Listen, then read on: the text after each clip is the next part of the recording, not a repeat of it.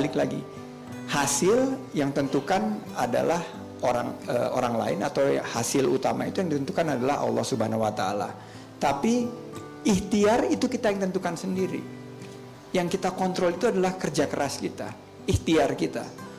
Nah, ini yang saya ingin share, bahwa mumpung masih muda-muda, dalam mengerjakan sesuatu itu harus 100%, nggak boleh setengah-setengah. Dan kita harus punya prioritas apa yang kita mau kerjakan. Nah, kerja keras itu adalah seluruh dasar daripada usaha kita. There is no shortcut to success. Banyak yang cerita mengenai kesuksesan yang fenomenal, bukan hanya pengusaha, tapi politisi dan lain-lain.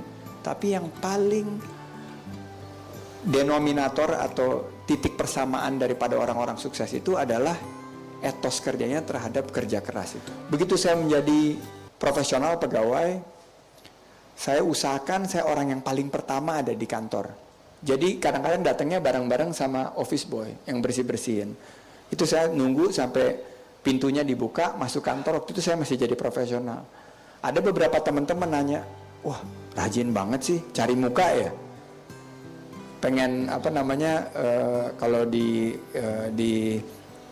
ini intinya pengen cepat naik pangkat ya? Enggak, saya bilang ini adalah wujud daripada hard work. Kerja keras itu adalah datang tepat waktu, malah sebelum kantor dibuka itu sudah ada. Kerja seefisien mungkin, dan kadang-kadang pulangnya itu lebih lama juga, dan sama-sama balik lagi dengan security yang mengunci pintu. Itu adalah wujud kerja keras. Ini sebelum jadi pengusaha.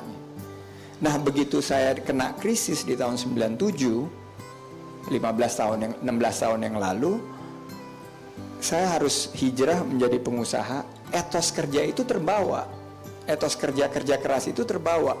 Jadi waktu menjadi pengusaha, saya ngelihat rekan-rekan pengusaha yang lain yang datangnya jam 10, jam 11, saya jenggah gitu. Karena kebiasaan saya sebagai profesional kerja harus yang paling pertama di kantor dan paling terakhir di kantor. Jadi kerja keras itu saya bawa juga sebagai seorang wirausaha gitu, dan tingkat profesionalismenya alhamdulillah masih terbawa seperti sekarang. Kenapa? Karena sudah tertanam dari muda untuk bekerja keras. Nah, ini yang saya bilang, kita dapat kesempatan datang jauh dari belahan 6 kota di seluruh Indonesia, kumpul di Semarang. Ini adalah kesempatan langka. Apa yang harus kita pelajari, apa yang harus kita tarik garis menjadi benang merah, menurut saya yang paling gampang itu adalah setiap dapat kesempatan kita memberikan 100% daripada kemampuan kita. Itu yang namanya definisi kerja keras. Nah, ini yang saya harap mudah-mudahan dalam sesi ini, apa juga yang diberikan kepada kita, kita sambut dengan satu tekad, yaitu bekerja keras. Nomor 2, yang teman-teman Meruf juga ingin saya angkat, yang jarang sekali dibicarakan di seminar-seminar atau talk show atau motivasi show, adalah kegemaran saya membaca. Setiap hari saya selalu sempatkan membaca buku di malam hari. Saya alokasikan waktu 1 jam untuk baca buku. Dan baca buku itu buku yang menginspirasi dan memberi motivasi kepada saya. Pagi 4-5 koran yang saya selalu baca, ditambah media-media online. Jadi teman-teman di kantor itu bilang, Sandi ini tong sampahnya informasi.